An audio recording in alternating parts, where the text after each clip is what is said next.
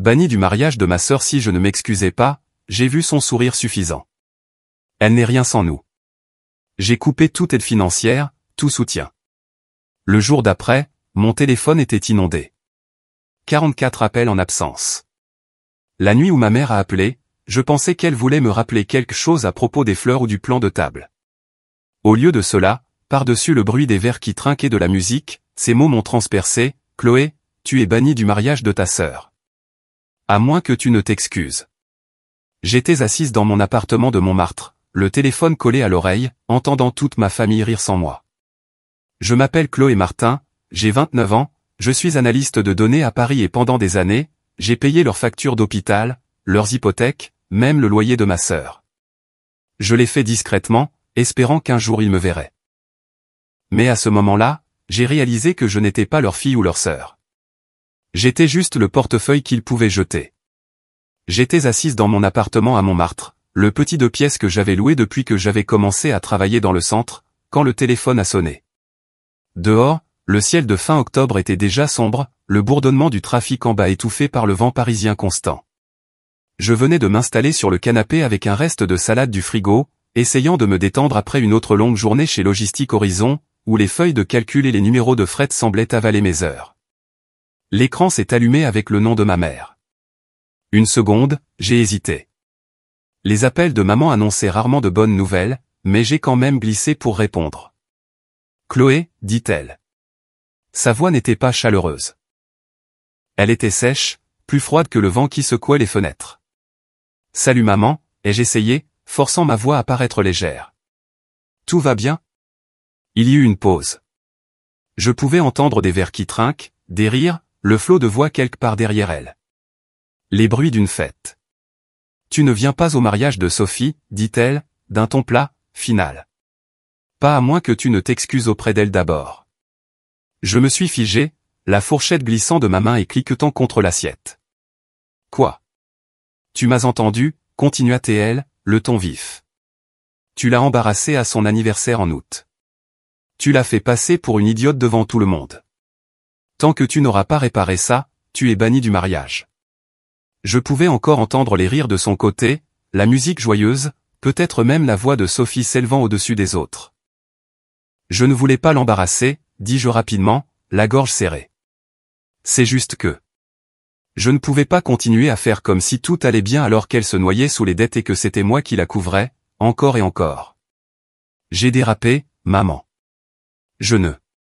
Pas d'excuses, me coupa-t-elle. C'est le moment de Sophie, et tu dois respecter ça. Elle mérite sa journée spéciale sans que tu y amènes tes drames. Je me mordis fort l'intérieur de la joue, essayant de garder ma voix stable. Respecter, murmurai-je, à moitié pour moi-même. Tu sais ce que tu as à faire, insista maman. Excuse-toi. Ensuite, peut-être que nous parlerons de ta place au mariage. J'ai dégluti, entendant une autre explosion de rire de son côté, une tournée de verres qui trinquent, quelqu'un criant en santé, pour eux. C'était juste une autre réunion de famille. Pour moi, cela ressemblait à une sentence lue à voix haute. J'imaginais Sophie au centre de ce bruit, souriant, se prélassant dans l'attention de tous. Je pouvais presque voir la façon dont papa lèverait son verre, comment les parents l'entoureraient, louant son succès, son mariage prochain avec Damien. Et moi, j'étais assise ici, seule, à m'entendre dire que je n'avais pas ma place. « Maman, dis-je lentement, tu te rends compte de ce que tu dis ? Tu me dis que je ne mérite pas d'être au mariage de ma propre sœur. Si tu veux être là, alors fais ce qui est juste, dit-elle, son ton s'adoucissant légèrement, mais seulement légèrement. Ne rends pas les choses plus difficiles qu'elles ne le sont. Je n'ai pas répondu tout de suite. Le silence s'est étiré. Je pouvais entendre de faibles guirlandes de Noël déjà en test dans le quartier, même si c'était encore dans plusieurs semaines. Le son des rires s'échappait toujours de son téléphone, chaque éclat me coupant comme du verre. Je dois y aller, dit-elle enfin, comme si elle avait des choses plus importantes à faire. Pense-y, Chloé. La ligne est devenue silencieuse. J'ai baissé lentement le téléphone, le posant sur la table basse à côté de moi. Mes mains tremblaient sur mes genoux.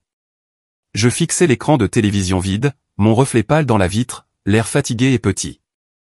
Mon esprit rejouait ces mots en boucle. Banni. Excuse-toi. pas la bienvenue. Je n'aurais jamais pensé entendre ces choses de ma propre mère. Je me suis penché en arrière sur le canapé, les yeux fermés, et j'ai essayé de calmer ma respiration. Les questions tourbillonnaient. Comment étais-je devenu celle qui était punie pour avoir dit la vérité? Pourquoi Sophie était-elle toujours protégée, pardonnée, glorifiée, tandis que je restais à porter le fardeau, et maintenant, mise de côté? De l'autre côté du mur mince, j'ai entendu la télé du voisin, une piste de rire de sitcom, étouffée et distante. La vie autour de moi continuait, ordinaire et imperturbable. Mais à l'intérieur, j'ai senti un changement, net et irréversible. Pour la première fois, j'ai réalisé que je n'étais pas seulement négligé. J'étais effacé du jour le plus important de la vie de ma famille.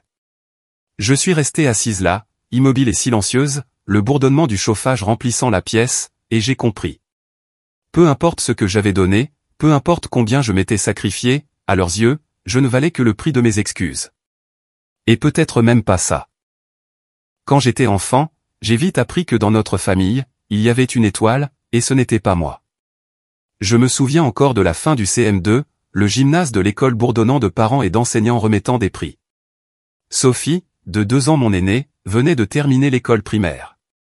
Elle a traversé la scène avec ses longs cheveux blonds attachés par un ruban, son sourire éclatant sous les lumières de la scène. Maman et papa ont applaudi comme si elle venait d'être couronnée reine du monde. Après la cérémonie, ils lui ont offert un nouveau vélo, un violet brillant avec un panier blanc à l'avant.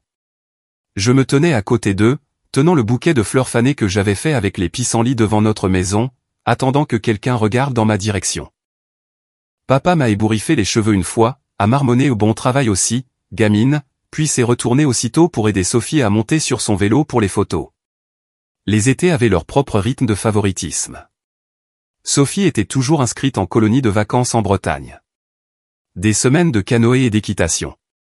Maman préparait sa malle avec des goûters et des lettres glissées à l'intérieur, s'inquiétant de chaque détail. Pendant ce temps, je restais derrière à Versailles, coincé à la maison avec les corvées. « Chloé, tu es la responsable », disait maman en me tendant une liste qui incluait tondre la pelouse, surveiller la maison, et même préparer des dîners simples quand elle était occupée. Je me tenais à l'évier de la cuisine, frottant la vaisselle, écoutant le bourdonnement de la tondeuse du voisin, tout en imaginant Sophie faisant griller des marshmallows autour d'un feu de camp, riant avec ses amis. Une nuit se démarque plus que les autres. C'était la fête de départ à la retraite de l'oncle Thomas chez notre tante. La salle à manger était bondée, les verres levés, le bavardage remplissant l'air. Papa s'est levé, tenant un verre de vin. « Portons un toast à Sophie », a-t-il déclaré, la fierté gonflant sa voix. Elle a été acceptée dans le programme de mathématiques avancées. Elle est destinée à de grandes choses. La famille a applaudi, hochant la tête, souriant à Sophie comme si elle était la seule personne dans la pièce. J'avais attendu toute la soirée pour leur dire que j'avais remporté la première place au concours de dictée du district. Quand j'ai finalement pris la parole, à peine 2 phrases prononcées, ma cousine Kelly m'a coupé la parole pour demander à Sophie des nouvelles de son nouveau cours extrascolaire.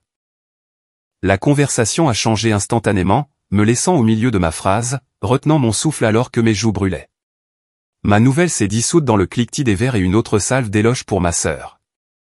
J'ai appris à avaler ces moments, à rester en arrière-plan comme du papier peint. C'est devenu une routine. Les accomplissements de Sophie étaient criés sur les toits, les miens étaient chuchotés ou ignorés. Même de petits détails se sont gravés dans ma mémoire. Les yeux de maman suivant Sophie à travers une pièce, sa voix s'élevant d'enthousiasme chaque fois que Sophie parlait.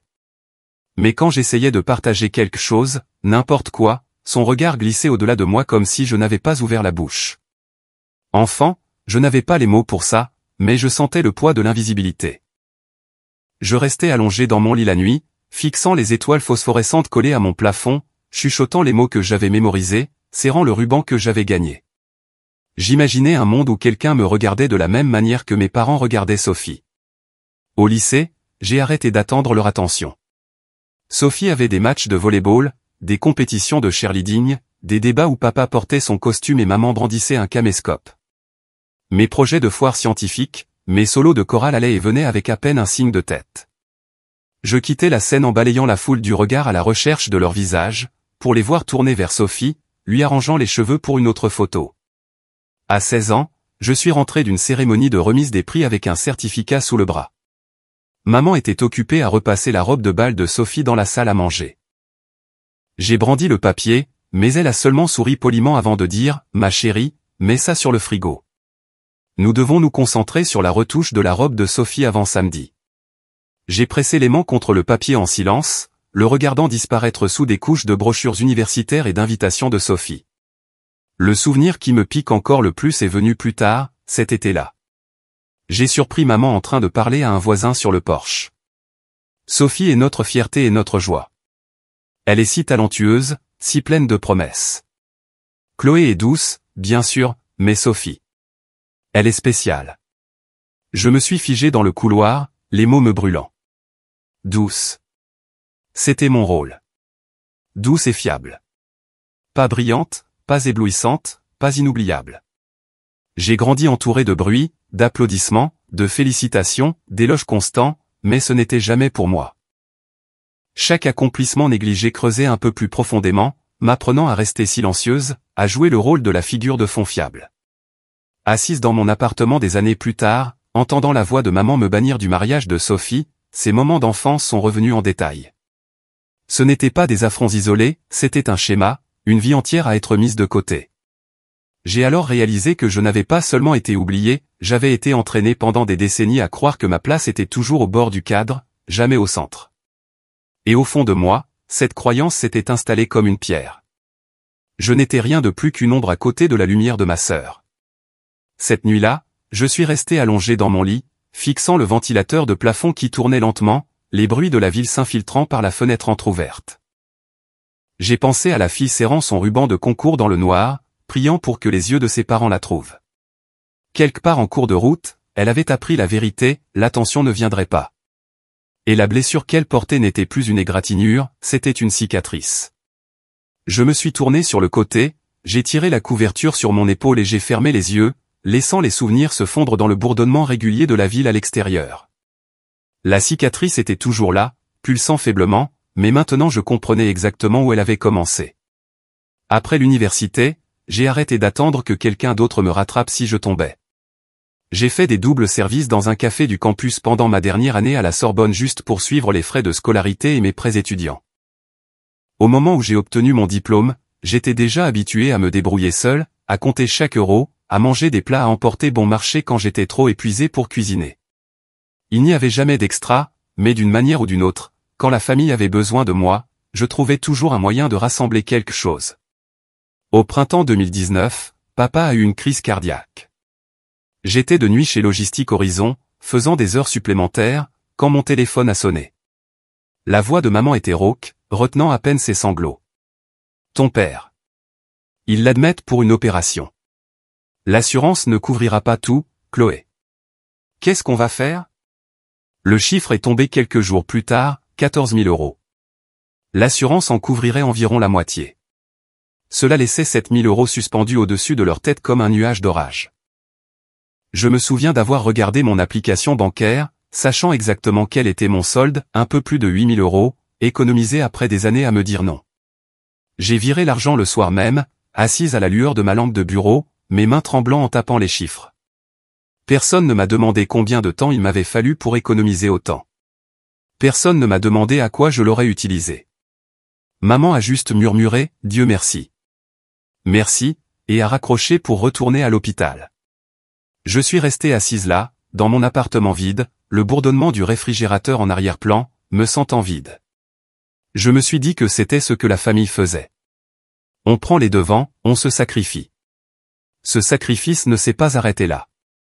Après que papa soit rentré à la maison, les factures continuaient d'arriver en retard. Maman a appelé un après-midi, expliquant qu'ils avaient manqué un autre paiement. Ce serait plus simple si tout était à ton nom, a-t-elle suggéré. Tu es meilleur avec les chiffres, plus organisé. C'est comme ça que je me suis retrouvé à gérer les comptes de services publics de la famille. Électricité, eau, internet, tout était débité sur ma carte chaque mois. Le total avoisinait en moyenne 230 euros, parfois plus lorsque l'hiver s'éternisait et que le chauffage ne semblait jamais s'arrêter. Pendant 4 ans, ces paiements se sont accumulés, plus de 11 000 euros. Pas une seule fois maman ou papa n'ont repris la responsabilité. C'était comme s'ils avaient tranquillement décidé que je serais le filet de sécurité pour toujours. Et puis il y avait Sophie. Elle avait le don d'appeler au pire moment, toujours quand je faisais mon budget, toujours quand je venais à peine d'équilibrer mes propres comptes. Chloé, tu peux m'aider? Juste 500 €, je te jure que je te rembourse la semaine prochaine. Le loyer est dû et je suis à court.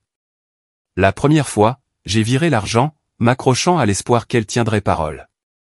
La semaine suivante est venue et repartie. Pas de remboursement. Au lieu de cela, elle a rappelé, paniquée à cause d'une carte de crédit au maximum. 700 € cette fois.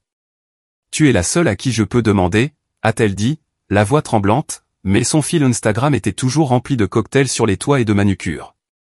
Un autre mois, c'était 350 € pour un vol de dernière minute en Floride.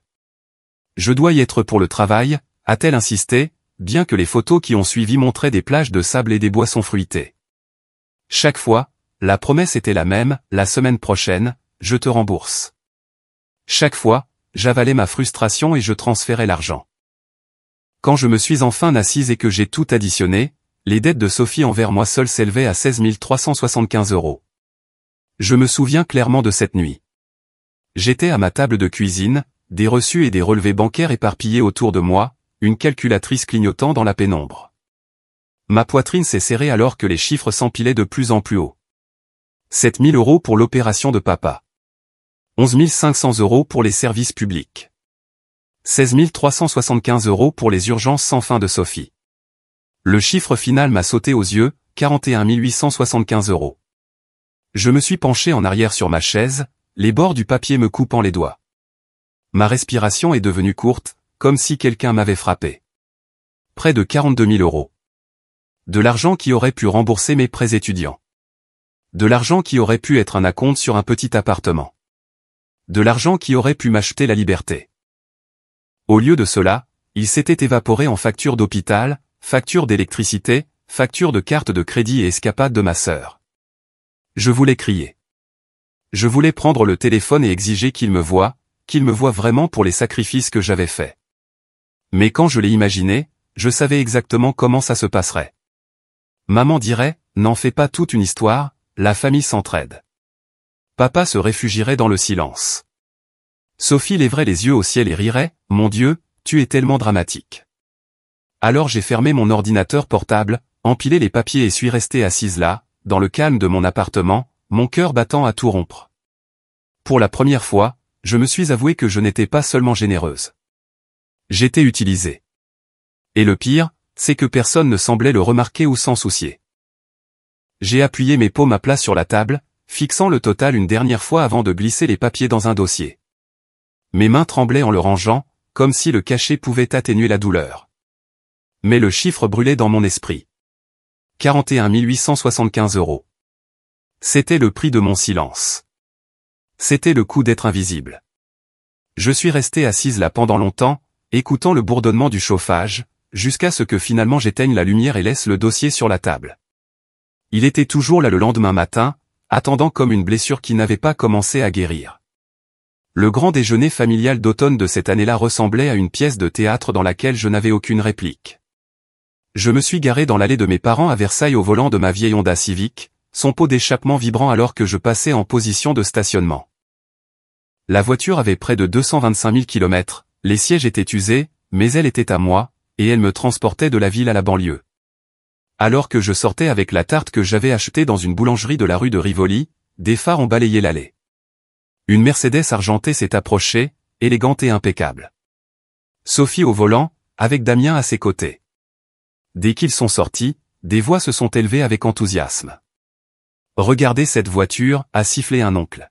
« Damien, tu la gâtes vraiment. » Maman s'est précipitée sur les marches du perron, les bras grands ouverts, manquant de trébucher pour les accueillir.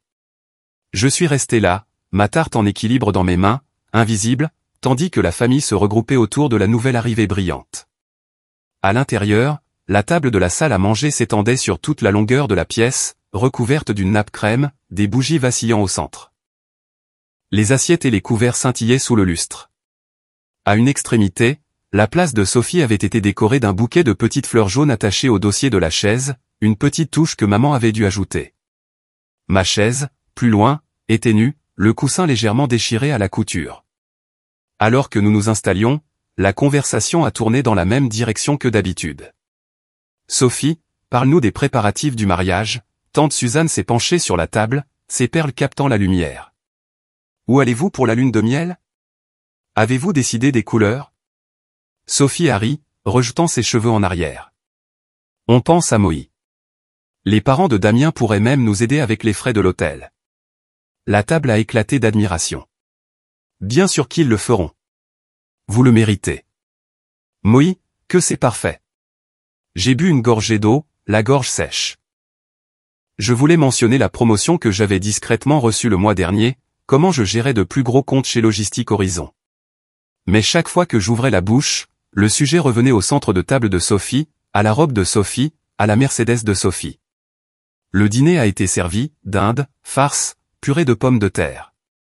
J'ai passé les assiettes, rempli les verres, souri quand on me parlait. À un moment donné, tante Carole a gloussé, se tournant vers moi avec une sorte de pitié dans la voix. Au moins, tu es douée avec les chiffres, Chloé. Tout le monde n'a pas ce talent. Il faut bien que quelqu'un soit pratique, non? La table a ri légèrement, pas cruellement, mais de cette manière insouciante qui blesse plus profondément que la méchanceté. J'ai forcé un sourire, hochant la tête, les joues en feu.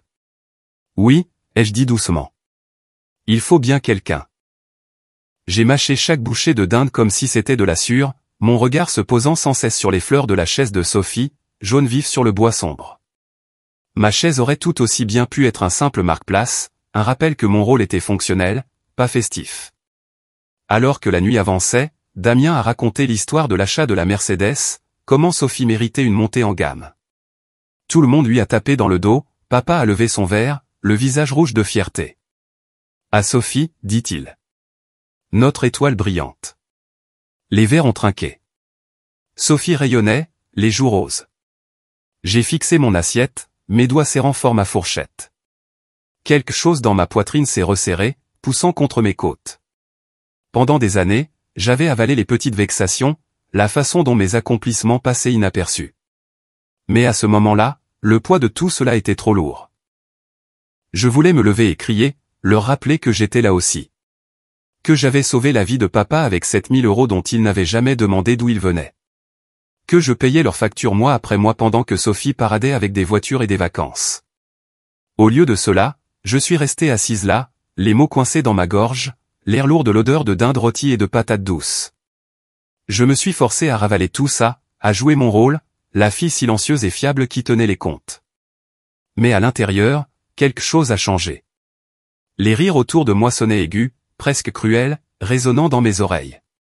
J'ai réalisé avec une clarté saisissante que je n'étais pas seulement négligé, j'étais diminué, assigné au rôle d'utilitaire pendant que Sophie se prélassait dans l'adoration. Quand le dessert est arrivé, tarte à la citrouille et croustade aux pommes, j'y ai à peine goûté. Mes pensées rugissaient plus fort que la conversation autour de moi. J'ai senti la colère monter, chaude et indéniable, pour la première fois non pas cachée dans un coin secret, mais pulsant ouvertement, exigeant d'être reconnu. Cette nuit-là, alors que je ramenais mon plat à tarte vide à ma Civic et que je me glissais derrière le volant, j'ai serré fort le volant. La Mercedes brillait dans l'allée, sous les lumières du Porsche, Damien tenant la porte pour Sophie comme si elle était une reine. Je me suis engagé dans la rue sombre de la banlieue, mes phares fendant le froid. Ma poitrine brûlait toujours, ma mâchoire était serrée. Pour la première fois, je ne me sentais pas seulement blessé. Je ressentais de la fureur. Et je savais, en retournant vers Paris, que quelque chose en moi s'était fissuré. Je ne pourrais pas continuer à avaler le silence pour toujours. Au travail, les semaines se sont fondues les unes dans les autres, les feuilles de calcul s'empilant sur mon bureau comme des briques, chaque jour se confondant avec le suivant. Logistique Horizon n'était pas glamour, mais ça payait les factures, et j'étais devenu l'analyste fiable qui ne manquait jamais une échéance. Fiable, c'était le mot qui me suivait partout, à la maison comme au travail. Un mardi matin, Grace Fournier s'est arrêtée à mon bureau. Elle était ma responsable, une femme vive et confiante dans la quarantaine, avec une présence calme qui incitait les gens à se pencher quand elle parlait. Elle m'a regardé taper furieusement sur mon clavier, des cernes sous les yeux après une autre nuit agitée. « Chloé, dit-elle doucement, faisons une pause. Viens avec moi. » J'ai hésité. Les délais approchaient, les emails s'accumulaient. Mais elle m'a lancé ce regard ferme, sans détour, et je me suis retrouvé à prendre mon manteau. Nous avons marché jusqu'au café du coin, un endroit confortable avec un éclairage chaleureux et l'odeur de viennoiserie fraîche flottant dans l'air. Grace a commandé un cappuccino, je me suis contenté d'un café noir, la chose la moins chère au menu. Elle m'a étudié de l'autre côté de la table. On dirait que tu portes tout le poids du monde sur tes épaules. J'ai ri doucement, essayant de balayer ça d'un revers de main. Juste occupé, c'est tout. Ses yeux n'ont pas scié. Je suis dans ce domaine depuis assez longtemps pour savoir quand quelqu'un fonctionne à vide. Tu en prends trop sur toi. Pas seulement ici. Partout. J'ai baissé les yeux vers mon café, la vapeur s'enroulant vers mon visage. Les mots piquaient parce qu'ils étaient vrais. Je peux te dire quelque chose, a-t-elle demandé. J'ai hoché la tête. Les limites, dit-elle lentement, ne sont pas de la cruauté. C'est de l'amour avec une colonne vertébrale. Sans elle, tu vas te briser. Et tu continueras à permettre à des gens qui devraient se tenir debout tout seuls de s'appuyer sur toi. J'ai cligné des yeux, la phrase atterrissant plus lourdement que je ne l'aurais cru. L'amour avec une colonne vertébrale. J'ai réussi un petit sourire et j'ai dit, je m'en souviendrai, bien qu'en vérité, je ne comprenais pas entièrement. Plus tard cette semaine-là, dans la salle de pause, j'ai entendu un groupe de collègues parler. Vous avez entendu? Marc vient d'être accepté à HEC, a dit l'un d'eux en se versant un café. MBA à temps partiel, il commence à l'automne. HEC, ai-je répété, plus pour moi-même que pour eux. Un autre collègue s'est tourné vers moi. Oui, HEC Paris. Programme difficile, mais incroyable si tu veux faire évoluer ta carrière. Tu serais parfaite pour ça, Chloé. Tu es vive, tu as la discipline. J'ai ri, d'abord. Moi? Je ne sais pas. C'est cher, compétitif. Mais la graine avait été plantée. Ce soir-là, je me suis assise sur mon canapé, l'ordinateur portable ouvert, la lueur éclairant mon petit salon. J'ai tapé l'MBA HEC Paris dans la barre de recherche. Le site web du programme est apparu. Des photos d'étudiants en costume travaillant dans des salles de classe élégantes surplombant la ligne d'horizon. Des mots comme leadership, transformation, avenir. J'ai parcouru les conditions d'admission, les témoignages, les photos de diplômés lançant leur toque. Mon cœur battait la chamade, un étrange mélange d'excitation et de peur. Pendant des années, chaque euro supplémentaire était allé à ma famille. Chaque projet que j'avais fait avait été reporté. Je n'avais jamais osé imaginer quelque chose juste pour moi. Je me suis penché en arrière, fixant les lumières de la ville par ma fenêtre. Pour la première fois, je me suis laissé l'imaginer, entrer dans ces salles de classe, investir dans mon propre avenir, pas seulement colmater les brèches dans celui des autres. La pensée m'a fait mal à la poitrine, d'une manière qui n'était pas entièrement douloureuse. C'était un désir, vif et inconnu. Le lendemain, Grace m'a attrapé dans le couloir. Tu as pensé à ce que je t'ai dit? J'ai hoché la tête lentement. Oui, j'y ai pensé. Son sourire était gentil mais ferme. N'attends pas trop longtemps pour te mettre en premier. Personne d'autre ne le fera pour toi. Ces mots ont résonné dans ma tête tout l'après-midi, à travers chaque feuille de calcul, chaque email. Pour la première fois depuis des années, l'idée d'une vie différente, une vie non construite autour de factures et d'obligations, semblait vaguement possible. Ce soir-là, j'ai rouvert le site du MBA de HEC. Mes doigts ont survolé le bouton demander des informations. Mon estomac s'est retourné, un mélange égal de peur et d'espoir. Si j'arrêtais de porter tout le monde, peut-être que je pourrais me porter moi-même vers quelque chose de mieux. J'ai cliqué. Le formulaire s'est chargé. Mon nom me fixait sur l'écran, attendant d'être tapé. Je suis resté assise là, dans la pénombre, les mains tremblant légèrement sur les touches, réalisant que la pensée ne semblait plus impossible. Elle ressemblait à une porte entr'ouverte, juste assez pour voir la lumière filtrer. La première neige de décembre dérivait devant ma fenêtre en lente spirale silencieuse. La ville à l'extérieur était assourdie de blanc. Mon appartement semblait plus froid que d'habitude, bien que le chauffage cliquette et bourdonne dans le coin. J'étais assise à la petite table de la cuisine avec mon ordinateur portable ouvert, la lueur de l'écran baignant des piles de courriers non ouverts et des tasses de café à moitié vides. J'ai ouvert une nouvelle feuille Excel et j'ai tapé la première ligne, 2019, Hôpital européen Georges Pompidou, chirurgie cardiaque. Le chiffre a fait se nouer mon estomac, 14 000 €. La mutuelle en avait couvert 7, et j'avais couvert le reste. 7 000 € partis en un seul virement. Je l'ai tapé, j'ai appuyé sur Entrée et j'ai regardé la cellule devenir noire d'encre. La ligne suivante, Service public EDF, Engie, Free 2019 à 2023. Moyenne de 230 € par mois. 4 ans de paiement, 11 500 €. Je me suis souvenu de chaque fois que ma mère avait ri au téléphone en disant « Internet fonctionne si vite maintenant, je ne sais pas comment tu fais, Chloé ». Elle n'a jamais réalisé que la raison pour laquelle elle regardait ses films en streaming sans interruption était que je déplaçais discrètement de l'argent de mon compte au leur. J'ai continué à taper. Sophie loyer août 2020, 500 €. Sophie carte de crédit janvier 2021, 700 €. Sophie vol pour Miami mai 2022, 350 €. Un autre paiement, une autre promesse qu'elle le rendrait la semaine suivante. Les promesses s'étaient accumulées aussi haut que les frais. Quand j'ai totalisé sa colonne, le chiffre m'a sauté aux yeux, 16 375 €. Je l'ai fixé jusqu'à ce que ma vision se brouille.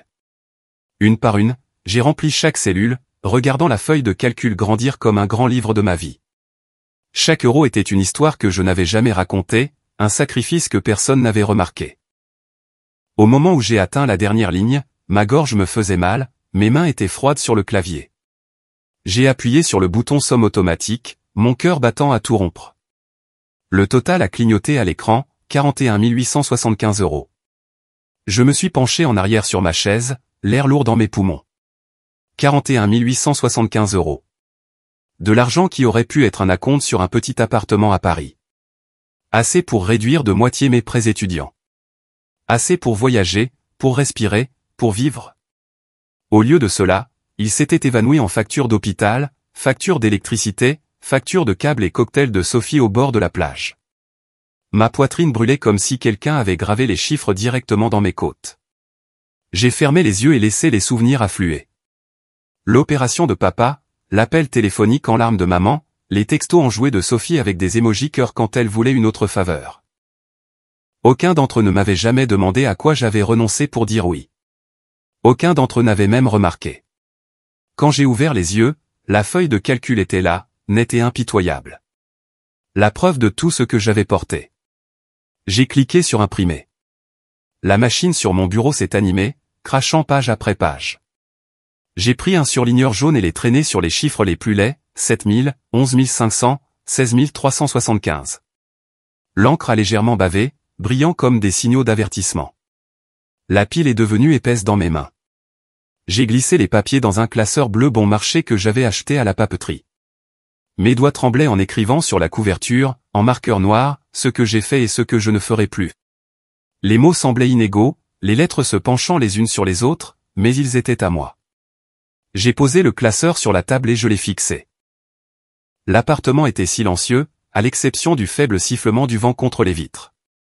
J'ai inspiré, longuement et de manière tremblante, et j'ai appuyé sur le bouton enregistré de mon ordinateur portable. Le clic a semblé plus fort qu'il n'aurait dû, final d'une manière qui a fait battre mon cœur. Pour la première fois depuis des années, j'ai senti quelque chose se dénouer en moi. Pas de la joie, pas de la paix, mais une libération. Comme si on desserrait une corde qui avait été enroulée trop serrée autour de ma poitrine. J'ai fermé l'ordinateur portable, j'ai placé soigneusement le classeur dessus, et je me suis rassise sur la chaise. La neige dehors continuait de tomber, recouvrant la ville de silence. Je ne savais pas ce qui allait suivre, mais en regardant le classeur, je savais une chose avec une clarté absolue, j'avais enfin tracé une ligne. Le lendemain matin, je portais le classeur bleu dans mon sac comme une arme, son poids plus lourd que le papier n'avait le droit de l'être. Le vent me piquait les joues alors que je marchais vers l'agence BNP Paribas de l'avenue des Champs-Élysées, mes bottes craquant sur les plaques de verglas, la ville se réveillant encore sous un pâle soleil d'hiver. À l'intérieur de la banque, il faisait chaud, l'odeur de moquette et d'encre était vive dans l'air. Un jeune guichetier aux cheveux bien coiffés a levé les yeux alors que je m'approchais du comptoir. Je dois annuler un utilisateur autorisé sur ma carte de crédit, dis-je en faisant glisser ma carte d'identité sur le bureau. Ma voix était stable, bien que mes paumes transpirent dans mes gants. Il a tapé sur le clavier, scannant l'écran. Le titulaire de la carte supplémentaire a utilisé ce compte activement ce mois-ci. Êtes-vous sûr de vouloir la supprimer ? J'ai soutenu son regard. C'est pour ça que je suis là. ses doigts se sont arrêtés un instant avant qu'il n'hoche la tête. Une fois que j'aurai traité ça, sa carte cessera de fonctionner immédiatement. J'ai signé le formulaire, ma signature saccadée mais ferme. En lui rendant le stylo, j'ai senti une montée d'adrénaline, une vague de peur et de liberté mêlée. J'ai imaginé Sophie dans une boutique du centre-ville, les bras chargés de robes, passant la carte avec son sourire insouciant habituel, pour voir le mot refusé clignoter sur l'écran.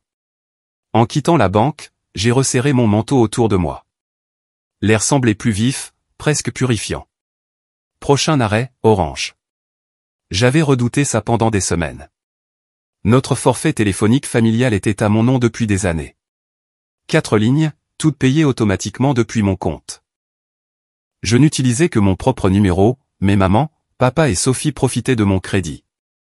L'employé derrière le comptoir a jeté un coup d'œil aux détails du compte, puis à moi. Vous voulez diviser ce forfait? Oui, ai-je dit. Gardez ma ligne. Les autres doivent ouvrir des comptes à leur propre nom.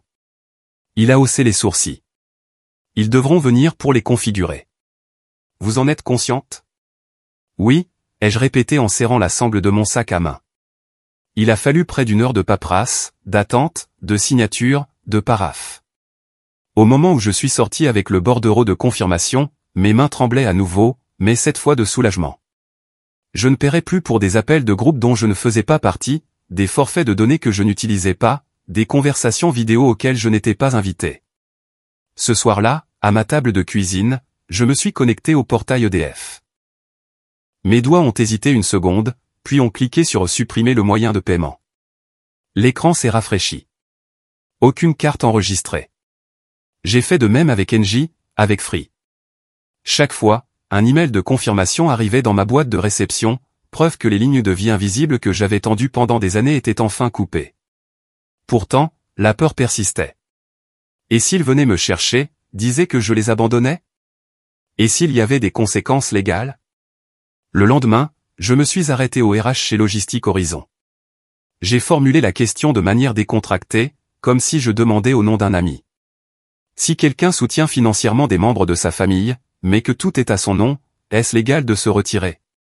Le responsable des RH s'est penché en arrière sur sa chaise, pensif. Si les comptes sont à votre nom et que vous payez volontairement, vous n'êtes pas obligé. Ils devraient transférer les services à leur propre nom. Vous n'êtes pas lié à moins d'avoir signé un contrat légal directement avec eux. Plus tard, j'ai pris un café avec Jacques, une vieille connaissance de l'université qui avait fait des études de droit. Il a siroté son latte, écoutant. Chloé, si c'est ta carte, ton compte, ton argent, c'est ton choix. Ils ne peuvent pas te forcer à continuer de payer. Au pire, ils seront incommodés jusqu'à ce qu'ils mettent à jour leur propre compte. Les mots ont atterri comme des encres qu'on lève enfin. Pendant des années, j'avais vécu comme si j'étais enchaîné, comme si dire non entraînerait une punition. Mais la loi, la réalité, même le bon sens, étaient de mon côté. Cette nuit-là, je me suis assise à mon bureau, le classeur ouvert, les emails de confirmation alignés dans ma boîte de réception. Mes mains tremblaient toujours, mais pas de peur cette fois. De libération.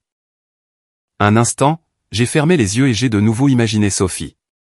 Ses ongles manucurés enroulés autour d'un sac de créateur, riant avec ses amis. Elle passe la carte. L'écran clignote, refusé. Son sourire s'efface. Pour une fois, elle ressent la piqûre de la conséquence. La pensée m'a traversé comme un courant, mi-satisfaction, mi-chagrin. Je ne voulais pas qu'elle meure de faim ou souffre. Mais je voulais qu'ils tous, comprennent ce que j'avais porté. J'ai fermé l'ordinateur portable, placé le classeur dessus et me suis penché en arrière sur ma chaise. Le radiateur sifflait doucement, la neige dehors tapotant contre la fenêtre. Mon pouls a finalement ralenti, le nœud dans ma poitrine se desserrant, comme si enfin, je m'étais donné la permission de respirer. Le matin du mariage de Sophie, j'étais assise à ma table de cuisine avec une tasse de café refroidi. L'écran de mon ordinateur portable brillait avec le site web de son mariage, le genre où l'on pouvait répondre à l'invitation, voir la liste de mariage, et même consulter le plan de table. Mon nom avait disparu. L'espace où Chloé Martin avait été listée sous la rubrique Famille était vide, comme si je n'avais jamais existé. Faire défiler Facebook n'a fait que remuer le couteau dans la plaie. Sophie avait posté une photo d'elle dans sa robe de mariée, ses cheveux bouclés en vague parfaite. La légende disait, la famille avant tout, pour toujours et à jamais. Les commentaires remplissaient la page, tu es magnifique, Damien a tellement de chance. Mais tout ce que je voyais, c'était le mensonge.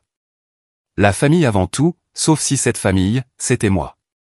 J'ai fermé l'ordinateur portable si fort qu'il a fait vibrer la table. Mon appartement à Montmartre semblait plus petit que jamais, le radiateur sifflant, les murs se refermant sur moi. Je me suis mordu la lèvre jusqu'à ce que ça fasse mal, les souvenirs affluents, la table du déjeuner familial, ma chaise vide, les innombrables fois où ma voix avait été étouffée par la sienne. Toujours exclue, toujours silencieuse. Mon téléphone a sonné, fendant le silence. Le nom de maman a illuminé l'écran. J'ai répondu, me préparant déjà. Sa voix était tendue, urgente. Chloé, le paiement de l'hypothèque n'est pas passé. La banque n'arrête pas de m'appeler. Ils ont dit qu'il y aurait des frais de retard, peut-être pire. Qu'est-ce qui s'est passé? Tu as oublié? J'ai failli rire, mais c'est sorti cassant. Je n'ai pas oublié, maman. Je l'ai annulé. Silence à l'autre bout du fil, suivi d'une inspiration brusque. Comment ça, tu l'as annulé? Chloé, tu ne peux pas juste. Je peux, ai-je coupé, mon ton plat, froid. Ce n'est plus ma responsabilité. Elle a bafouillé, le bruit des voix et des verres qui trinquent s'amplifiant derrière elle. Ils étaient déjà dans la salle de bal du Ritz, déjà réunis pour le grand jour, pendant qu'elle m'appelait uniquement parce qu'il manquait de l'argent. Nous n'avons pas le temps pour ça aujourd'hui, a-t-elle sifflé en baissant la voix. C'est le mariage de ta sœur. S'il te plaît, occupe-t'en et on en reparlera plus tard. J'ai laissé le silence s'étirer, le poids de toutes ces années pesant sur moi. Puis j'ai dit doucement, j'apporterai un cadeau. Avant qu'elle ne puisse répondre, j'ai raccroché. Je suis allé au placard de la chambre et j'ai sorti le classeur bleu. Sa couverture était rugueuse sous mes doigts, les lettres au marqueur noir, austère, ce que j'ai fait et ce que je ne ferai plus. Je l'ai glissé dans mon sac, ses bords dépassant comme une lame. Un instant, je me suis assise au bord du lit, fixant le sol. Mon cœur battait la chamade, mais sous la nervosité, il y avait quelque chose de stable, presque calme. J'ai pensé à la fille que j'étais, celle qui restait silencieuse au dîner de famille, qui couvrait les factures en secret, qui suppliait discrètement pour un respect qui n'est jamais venu. Cette fille avait disparu. Au moment où je suis sorti, la neige avait cessé. Les rues de Paris étaient mouillées, brillant sous la lumière grise de l'hiver. J'ai hélé un taxi au lieu de prendre le métro, je ne me faisais pas confiance pour ne pas faire demi-tour si je me donnais trop de temps pour réfléchir. Le trajet jusqu'au Ritz a semblé interminable. Le trafic rampait, les klaxons retentissaient, le chauffeur de taxi jurait à voix basse. Mais tout ce que j'entendais, c'était mon propre pouls dans mes oreilles. J'ai pressé ma main sur le classeur sur mes genoux, comme s'il pouvait m'ancrer. Quand nous sommes enfin arrivés, l'hôtel se dressait, haut et vitreux, son entrée bondée de voitures noires et d'invités en manteau et robe de soirée. Je suis sorti, le froid me mordant les joues, et j'ai passé le portier qui tenait les portes dorées ouvertes. À l'intérieur, le hall brillait de lustre et du murmure des rires s'échappant de la salle de bal au bout du couloir. Je pouvais déjà l'imaginer, les longues tables drapées de tissu blanc, le gâteau imposant, les flûtes de champagne alignées et prêtes. À la table d'honneur, les chaises de la famille, l'une d'elles encore vide, attendant, bien qu'il préférerait qu'elle le reste. J'ai resserré ma prise sur le classeur et je me suis dirigé vers la salle de bal. La musique est devenue plus forte à mesure que j'approchais, des cordes et un piano, joyeux et brillant. Ma poitrine me faisait mal, mais mes pas n'ont pas faibli. J'avais dit à maman que j'apporterais un cadeau, et j'avais l'intention de le livrer. À la porte, j'ai fait une pause, j'ai redressé mes épaules et je les poussais. La chaleur et la lumière m'ont frappé d'un coup. Le bavardage des invités, le cliquetis de l'argenterie. Les têtes se sont tournées alors que j'entrais. Personne ne m'attendait. J'ai marché vers la table de la famille, le classeur lourd dans mes mains, la chaise vide attendant. Et pour la première fois, je ne me sentais pas comme l'ombre au bord du cadre. Je me sentais comme la tempête sur le point de tout faire éclater. La salle de bal scintillait de lumière dorée, des lustres projetant une lueur sur des tables drapées de lin et de hauts vases débordant de roses. Sophie se tenait près de la table d'honneur dans sa robe blanche, riant vivement alors que Damien levait un verre pour porter un toast. Les invités se penchaient, applaudissant, les voix s'élevant dans une vague de célébration. Et puis je suis entré. La musique affaiblit une seconde alors que les portes se fermaient derrière moi. Mes talons claquaient sur le sol poli, chaque pas coupant le bruit. Les conversations se sont tues, les visages se sont tournés. Pendant un bref instant, le seul son était le bruissement de mon manteau alors que je portais le classeur bleu, serré contre ma poitrine. J'ai marché droit devant, dépassant les rangées de tables, mes yeux fixés sur le gâteau imposant dans le coin, 5 étages de fondant et de fleurs en sucre. J'ai posé le classeur à côté, avec un bruit sourd et solide. Le son a résonné plus fort qu'il n'aurait dû. Mes mains ne tremblaient plus. 41 875 €, ai-je dit clairement, ma voix portant à travers la pièce. C'est ce que j'ai couvert pour cette famille. Facture d'hôpital, service public, Internet. Le loyer de Sophie, ses cartes de crédit, ses vols. Ma gorge s'est serrée, mais je n'ai pas détourné le regard. J'ai tout porté. Mais aujourd'hui, je ne suis plus votre banque. Un murmure de stupeur a parcouru la foule. Le sourire de Sophie s'est figé, sa main se resserrant sur sa coupe de champagne. « Qu'est-ce que tu fais » a-t-elle sifflé, son visage devenant cramoisi. « Tu ne peux pas venir ici et gâcher mon mariage. » « Je ne le gâche pas, dis-je tranquillement. Je montre la vérité. » Damien a regardé de l'une à l'autre, fronçant les sourcils. De quoi parle-t-elle? Le rire de Sophie était aigu, cassant. Elle exagère, Damien. Tu sais comment elle est. Toujours dramatique, toujours à la recherche d'attention. J'ai sorti du classeur une pochette transparente remplie de papier, capture d'écran de SMS, virement bancaire surligné en jaune. Je les ai posés sur la table, le plastique crissant sous ma main. J'exagère? Ce sont tes messages, Sophie. Je te rembourserai la semaine prochaine. Juste une fois de plus, s'il te plaît. Chaque promesse que tu n'as jamais tenue. Des murmures ont balayé les invités, quelques-uns se penchant en avant, chuchotant entre eux. La main de Damien tremblait autour de son verre. « Arrête ça » a crié Sophie, sa voix montant. « Ce n'est pas le moment. Tu es jalouse, c'est tout. Tu as toujours été jalouse de moi. » Les mots piquaient, mais je me suis redressé. Jalouse de quoi? De la Mercedes dont papa se vante? Du mariage que tu n'as même pas pu payer sans emprunter?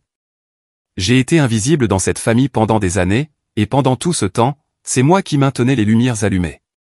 Le verre de Damien lui a glissé des mains et s'est brisé sur le sol. La pièce est devenue complètement silencieuse. Il a fixé Sophie, la mâchoire serrée, les yeux écarquillés. Pour la première fois de la soirée, Sophie a vacillé, son regard se déplaçant nerveusement vers lui. L'orchestre a cessé de jouer. Le doux cliquetis de l'argenterie s'est éteint. Le silence s'est abattu sur nous, lourd et implacable. Je sentais des centaines d'yeux sur moi.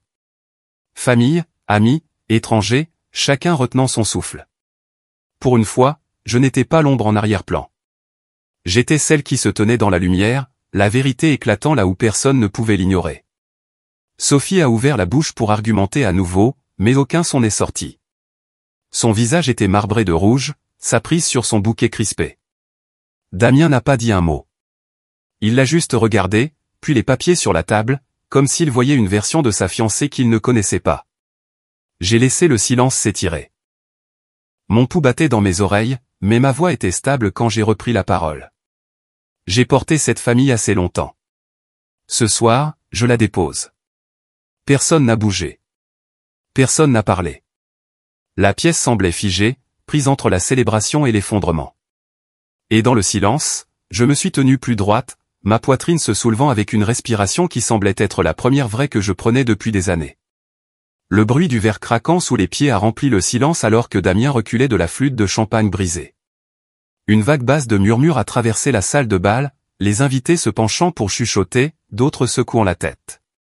Certains se sont levés, lissant leur veste ou serrant leur sac à main, et se sont discrètement éclipsés par les portes latérales.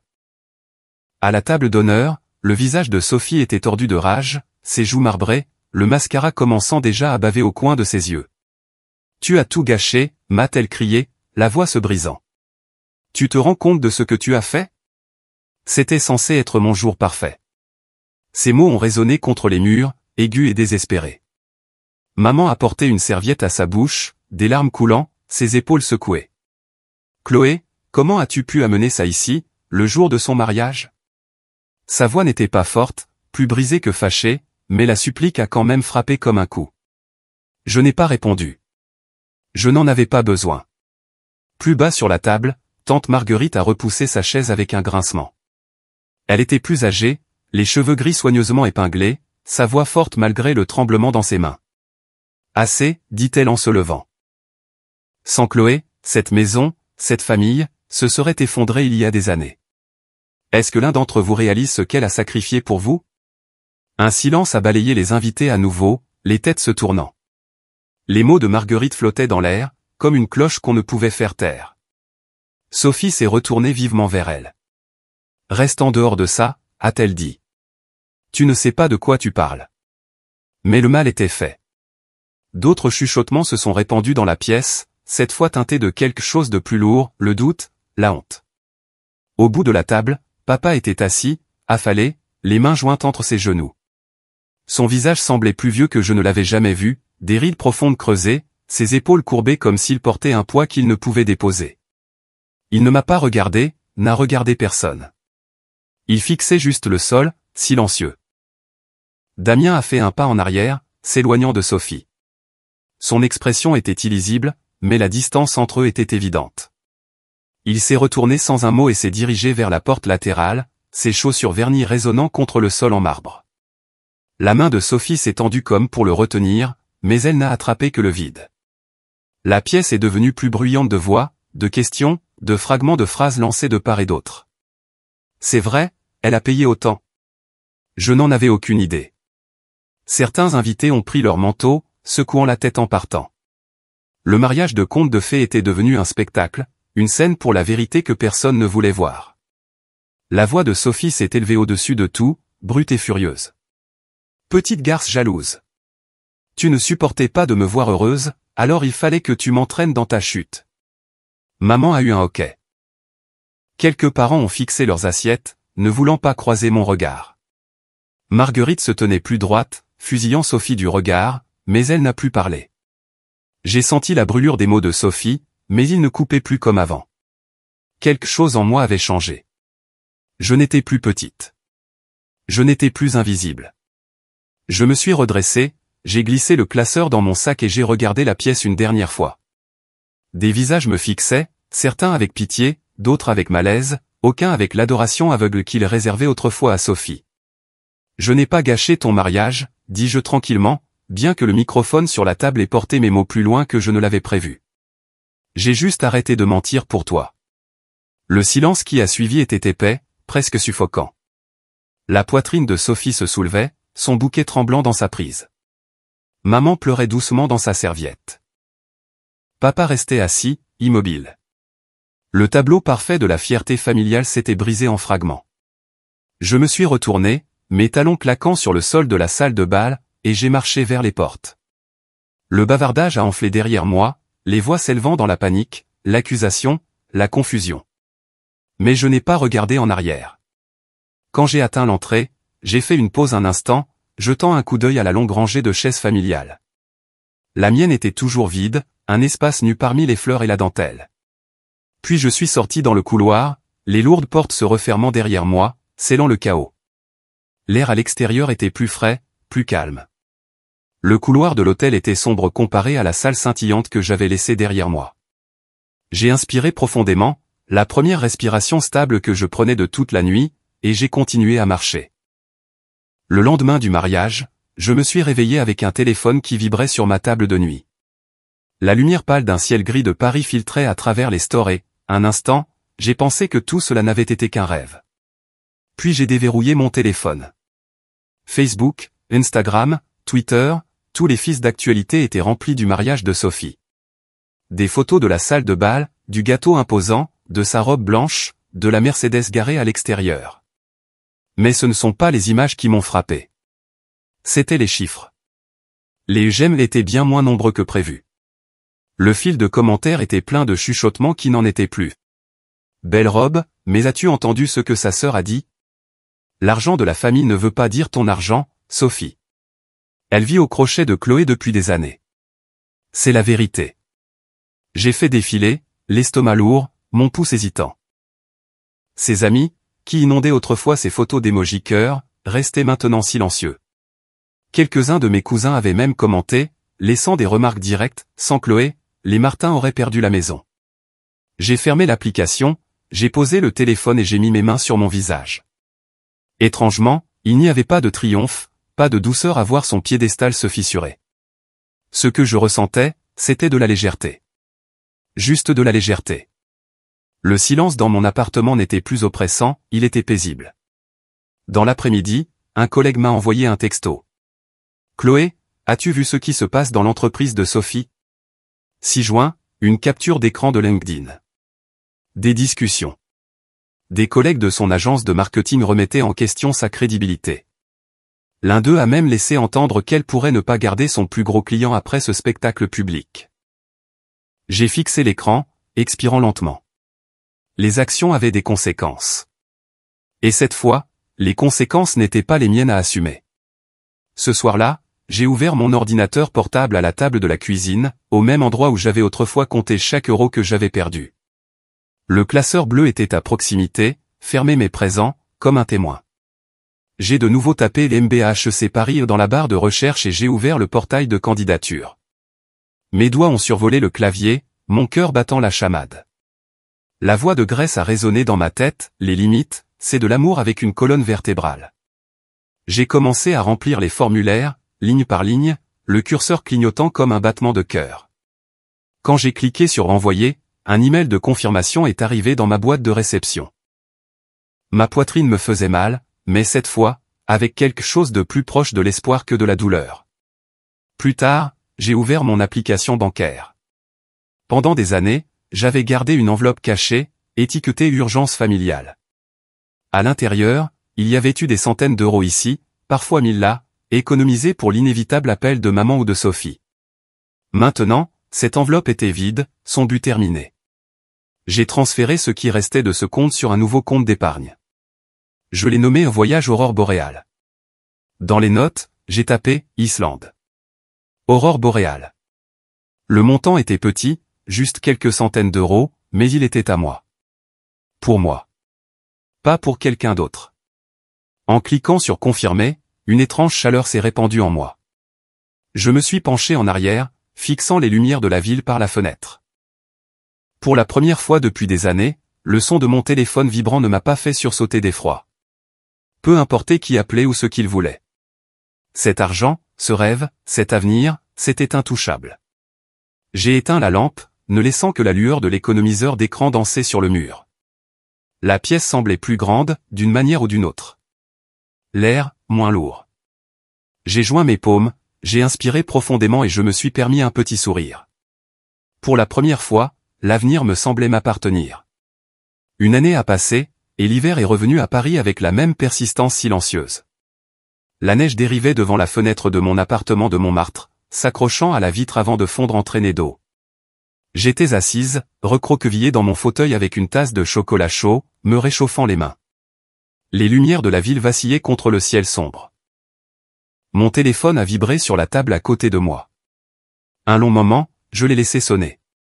Les vieilles habitudes ont la vie dure, et chaque vibration ravivait encore le souvenir de ces demandes nocturnes, des appels paniqués pour de l'argent. Mais l'écran n'affichait qu'un seul mot, papa. J'ai hésité, puis j'ai décroché.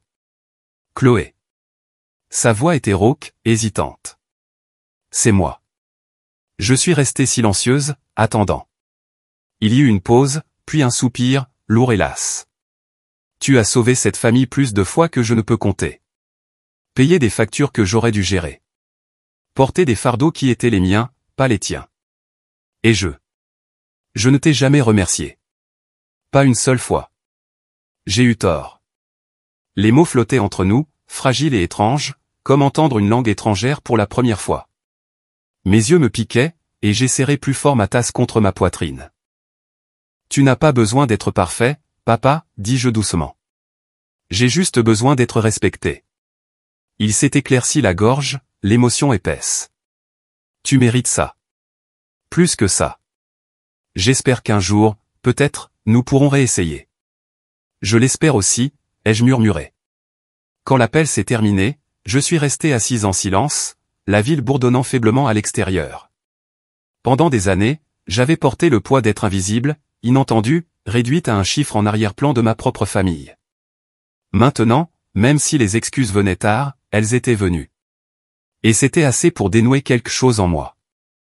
Les textos de maman s'étaient raréfiés au fil des mois, moins vifs, moins exigeants. Parfois, juste un simple « Comment vas-tu ?» Sophie, autrefois si bruyante, était devenue silencieuse. Je ne l'avais pas vue depuis le mariage. Les nouvelles voyagées par les parents, elle avait été humiliée, son éclat terni.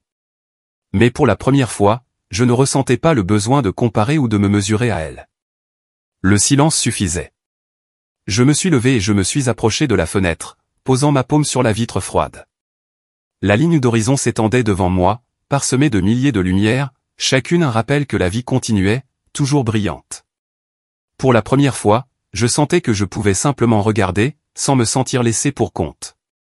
Sur le comptoir, ma lettre d'acceptation au MBA de HEC était épinglée sur un tableau de liège, à côté d'un petit bocal étiqueté « Voyage aurore boréale ». Le bocal était plus plein maintenant. Chaque fois que j'y ajoutais un billet de 20 € ou un chèque, j'imaginais les aurores boréales balayant un ciel islandais. Je me suis promis que les années à donner sans retour mèneraient à quelque chose de beau. Quelque chose juste pour moi. J'ai repensé à la fille que j'étais autrefois, l'enfant ignoré à la table du dîner, la jeune femme virant de l'argent en silence, la sœur qualifiée de dramatique. Cette fille avait vécu dans l'ombre des autres, mais elle leur avait aussi survécu. Et maintenant, elle était libre. J'ai porté la tasse à mes lèvres, le chocolat riche et chaud, et j'ai laissé le calme m'envelopper. La famille, ai-je réalisé, peut être de l'amour. Mais seulement si elle est construite sur le respect.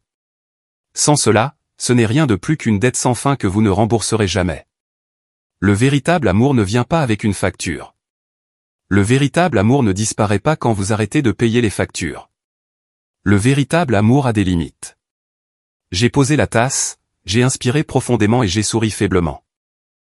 Si vous vous êtes déjà senti comme le portefeuille de votre famille, portant un poids pour lequel personne ne vous remercie, j'espère que vous partagerez votre histoire. Personne ne devrait avoir à endurer ça seul. Et peut-être qu'en la racontant, vous trouverez votre propre liberté, comme j'ai trouvé la mienne.